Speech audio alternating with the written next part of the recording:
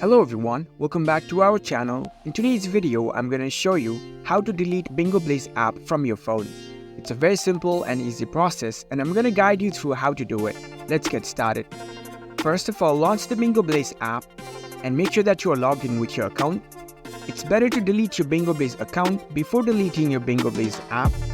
So in order to delete your Bingo Blitz account, here you can see the three lines icon at the top right corner. Tap on it.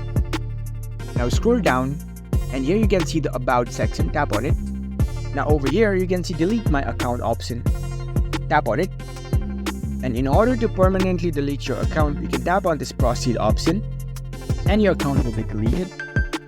After that, go to your App section and find the Bingo Blitz app. Tap and hold on this app icon. And here you can see the Uninstall option, tap on it. And it will ask you if you really want to uninstall this app, tap on OK. And there you go. That's how you can successfully delete Bingo Blitz app on your phone. If you found this video helpful, don't forget to give this video a thumbs up and subscribe to our channel for more tech tips. Thank you for watching.